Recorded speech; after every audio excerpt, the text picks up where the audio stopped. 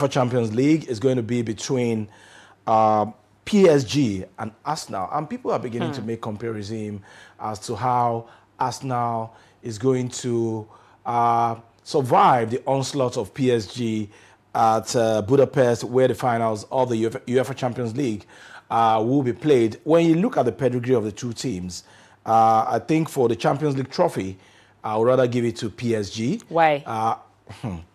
Joy, you know you don't watch football. It is only the likes of Godwin that can understand what I'm saying. But why? Doesn't The quality Arsenal of deserve the a team, chance? the quality of the players of PSG is nothing compared to Arsenal. They are better players. And they score. They play through free flow kind of football, tiki taka, so to say, compared to Arsenal. And the quality of their players, it is top notch. So I would have preferred PSG Bayern finals as against Arsenal PSG. But now But that never say Arsenal never in has football. gotten there. But now that Arsenal is there, never can tell. Look. Well, Arsenal is there. They are proving bookmakers wrong, and we'll see. Can they do double, or they will just do single, and of course remain a local champion in England? Only time will tell. All right, let's go straight to the business of today. It's just the two of us here. Abimbola is somewhere watching. We're starting with politics, as usual. We're in the season of politics, and the political parties, politicians are playing their games. Primaries. APC waives screening for Tinubu. The All Progressive Congress has waived the screening requirement for President Bola Tinubu ahead of its 2027 primaries, declaring him duly cleared in line with the party's constitution and internal procedures. The decision was taken by the National Working Committee at its 188th meeting held on Wednesday, May 6, 2026, at the party's National Secretariat.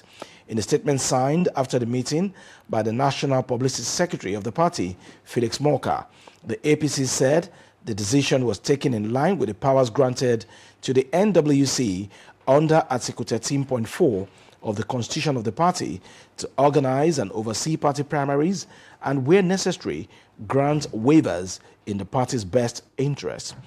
The statement read, the National Working Committee of the APC at its meeting held on May 6, 2026, resolved to waive and has waived screening requirement for His Excellency President Bola Ahmed Tinubu, GCFR, and deemed him duly screened in accordance with the constitution of the party for the purpose of participation in the upcoming primary elections. This decision was made pursuant to the powers conferred on the NWC under Article 13.4. And of course, the story further stated that the NWC noted that the president has received overwhelming endorsement and a vote of confidence from critical stakeholders of the party, including the Progressive Governors Forum, PGF, the leadership and members of the National Assembly, and other organs of the party at the APC National Summit of May 22nd, 2025, and other major events of the party last year. So that's the story. President Bola Ahmed Tinubu getting waivers for the screening for the 2026 presidential election. And that, of course, according to the National Publicity Secretary of the party, Felix Morka, is in accordance with the constitution of the party. So those screenings and other requirements that other candidates, if there are going to be any other candidates for the presidential election of 2027 coming from the APC, President Tinubu will not go through any screening. And of course, it's been endorsed, according to this story, by the Governors Forum, the NWC, and other organs of the party. But the question for me is this. Well, I know it's in accordance with the constitution of the party, but what you cannot grant to other aspirants or candidates of the party, why grant it to Mr. President? Is it a case of Animal Farm where some animals are more equal than the other? And some of these people showing love to Mr. President, are they genuine with their love, or they're just pretending because Mr. President is the one holding the carrot for now? Because he is Mr. President. So they want to be in his good book? Maybe. But, I mean, when you look at other political parties, the APC seem to get their everything together. Well, they also have, crises here and there. In Ogun State, there is crisis between Benga Daniel, the former governor of the state, and Dakwa Abiodun. They are going to slug it out for the senatorial ticket of Ogun Central, if I'm not mistaken. And in Oyo State, Adelabu is saying that Mr. President did not anoint any candidate, so he's going to slug it out with Sharafaddin Ali, who is currently a senator in the 10th Assembly. So Adelabu is saying no. So when you look at it here and there are crises rocking the APC as well. It's just that they are able to manage their own. Containing it well. Yeah. Okay, let's move on to the next story. Federal government begins Carter Bridge rebuild, set 36-month timeline. The federal government has handed over order for the reconstruction of the Carter Bridge in Lagos State with a promise that a section will be cable stayed. The Minister of Works, Senator Dave Umahi, handed the order to the contractor handling the project. Umahi said that the aim of the cable stayed section was to enhance navigational activities, adding that the reconstruction would take 36 months, and I quote, "That is why we chose two spans, 105 meters span by 2, and that will house the cable bridge. Nigerians will like it very much, and of course, we have a lot of ramps that are ongoing. We have a total of 1.5 kilometers of ramps by 9.3 meters width." He said the main body of the bridge would be 2.1 kilometers by 2 carriageways. Umahi said that 30% of the cost of the reconstruction would be paid by federal government, while 70% would be borrowed externally. Well, that's the that's the story. Federal government begins Carter Bridge rebuild, sets 36 months timeline. This is a good one. I mean, all right, we hope that they'll be able to meet up with the timeline that have been set. 36 months. Well, the timeline, it's very, very important, like you rightly pointed out. For me, we have a major problem in this part of the world, and that problem is maintenance. We don't really have a good maintenance culture in this country. Ordinarily, previous government should have done what the federal government is planning to do now. And when we don't maintain our infrastructure, our roads, our bridges, we tend to put lives and property at risk. If we had done this before now, I'm sure we would have spent less compared to what we'll be spending now to actually maintain that old bridge. And of course, we must give it to this government. It was also this government at the inception of this administration that equally maintained the Third Mainland Bridge, installed cameras, lightings and everything. So aside from the federal government doing this, I think every layer of government, state, local government should cultivate good maintenance culture. It is not just providing infrastructure, whether road, hospitals or schools. Ensure that you also assign a particular amount of money, set it aside for those infrastructure to be maintained, so that at the end of the day, it will not be a case of penny wise, pound foolish. Yeah, but again, yes, you have spoken maintenance on the part of the government. We, the end users, also have a responsibility. Because it is we that will go and remove the cables, remove the irons on those bridges. So, we also. You know, governors and presidents, they fly chopper. They don't stay in traffic. So you are putting your life at risk. If you think you are actually shortchanging the government, you're actually shortchanging yourself. Yeah. Okay, let's take the next news point. Professor Joash Amupiton is the man of the moment as we speak because of the forthcoming 2027 general elections. Amupiton's security concern, opposition kicks against troop deployment for 2027 elections. New worries about the credibility of the 2027 general elections came up on Wednesday, with the Independent National Electoral Commission warning that growing insecurity across Nigeria could make it hard to hold free, fair, and credible polls in 2027. But the opposition parties firmly rejected the idea of sending soldiers to polling stations, arguing that civil authorities should handle election security. The military plays a supporting, last resort role in Nigeria's elections, used mainly in high-risk areas, but controversial due to legal and political concerns. The concerns arise amid heightened political activity, early alignments, and growing anxiety over the security environment ahead of the next elections in the country. INEC chairman, Professor Joash Amupiton, SAN, raised the alarm during a visit to the Inspector General of Police, Tunji Disu, in Abuja, where he emphasized that persistent violence and threats to electoral processes pose a significant risk to democratic stability. He said, and I'm quoting, "In Nigeria, our electoral system has faced numerous challenges over the years, ranging from malpractices to threats of violence and vote trading that undermine the confidence of the electorate. These challenges not only affect the outcome of our elections, but also pose significant risk to our national security. Thus, it is imperative that we address these concerns with utmost seriousness and resolve. In this regard, I would like to emphasize the importance of proactive security measures. The scale of insecurity across the various parts of Nigeria presents a threat to the conduct of fair and credible elections.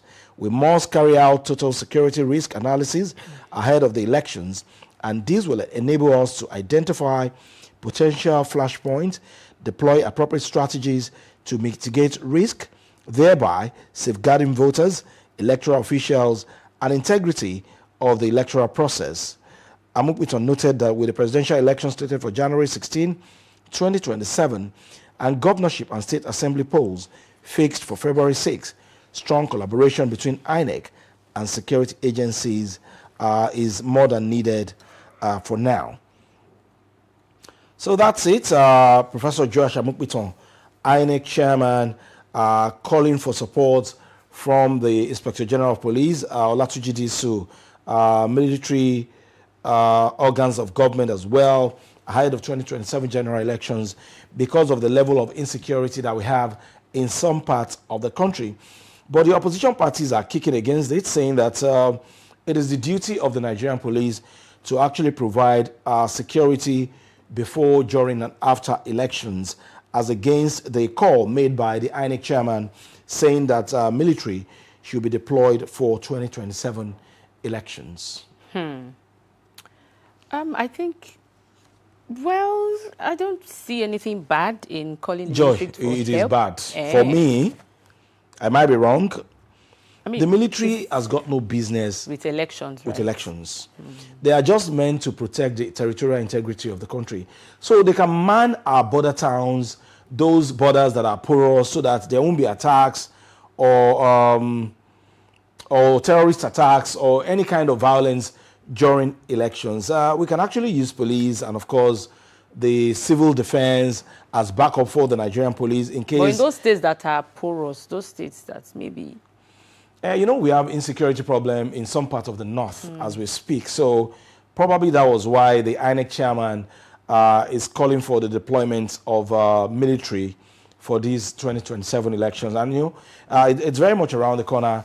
January is almost here, and that's when we are going to have the presidential as well as the National Assembly election for next year. So the opposition have the right to kick, to complain. Hopefully, we hope that their complaints will be addressed. But insecurity is a major challenge facing the country as we speak, and we cannot treat it with glove hands. Yes, absolutely. All right, moving on. Amnesty hails as court stops NBC broadcasting sanctions. The Federal High Court in Lagos has restrained the National Broadcasting Commission from sanctioning broadcast stations under controversial provisions of the Nigerian Broadcasting Code. Justice Daniel Osiago granted the interim injunction following an ex parte application filed by the Social Economic Rights and Accountability Project and the Nigerian Guild of Editors. Amnesty International Nigeria has therefore hailed the Federal High Court ruling, describing the decision as a boost for free expression and media independence. The court, in an order dated May 4, 2026, barred the NBC, its officers and agents from enforcing or imposing sanctions on broadcast stations based on the disputed code provisions, pending the determination of a motion of notice. And it's a long read, but just want to flip over. So the case has been adjourned to June 1, 2026 for the hearing of the motion on notice. That is it for now. case is still in court, adjourned to June 1. But for now, the NBC has been banned from sanctioning any broadcast station. Yes. Yeah, well, the NBC is not giving up. Time it was in this country when NBC used to fine stations anytime they do something unethical, and now the case is in court, like you rightly read in your story. Since it's still in court, so I think we should leave it at that. Yeah. And see what the judgment will be at the end of the day. But that's not enough excuse, or that does not give broadcasters the liberty to practice their trade or practice the business of broadcasting without being ethical, and of course doing everything in accordance with the laws setting up NBC. Whatever we do as broadcasters, we must ensure that we do not incite people to be violent. We must ensure that we balance and, of course, create a level playing field for all players, especially now that we are approaching another round of elections in the country. Well said. Okay, those are the news points for today. We'll quickly move to the X platform now. So many things trending, football, politics, but we have decided to stay with antivirus. And in some parts of the world, Sweden, Cape Verde, some people have already died as a result of this virus. And from what I read so far, it can actually spread to human beings through rats. Infected rats can shed the virus in their urine, droppings, and saliva. The virus can become airborne when contaminated particles are stirred up. Humans can become infected by inhaling the virus. It is not spread person to person. So for those of you that have rodents in your house, this is the time for you to be extremely careful. And everyone, according to an ex-user here, everyone's seeing the antivirus news and immediately panicking. So let's talk about what actually happening before the virus. Yes, it is real. And it was linked to a cruise ship in the Atlantic. And the World Health Organization is here saying that Swiss authorities have confirmed a case of antivirus identified in a passenger from another country. He had responded to an email from the ship's operator informing the passengers of the health event and presented himself to a hospital in Switzerland. Oh. Well, just hope do you have rat at home? Where is there? Not inside my house, too. But there are rats everywhere. There is no rat in the presidential villa. Although the other day when Kemi Badenoch was granting an interview, we saw a rat also wanting to be granted an interview. There are rats everywhere. Sometimes I ask, what is the... No, I've never seen a rat here before. Okay, so... rats are part of God's creation, and so there are rats everywhere. But again, we must ensure that we maintain personal hygiene, and if you feel unwell, please visit the hospital, please. Yes, and if you have to fumigate your homes, please do that. Health is wealth. Antivirus is real, although it's not in Nigeria yet. And we pray it doesn't come here. But we have plenty of rats. And some people eat rats as well. The rats we have here, maybe they don't have it. We are still dealing with Lassa fever. Yeah, but we have movement of sheep from Nigeria to other parts of the world. So rats are migrating to the country. They can migrate. Hey, I beg go. They do not need visa. They are not restricted to move from one part of the world to the other. Free movement.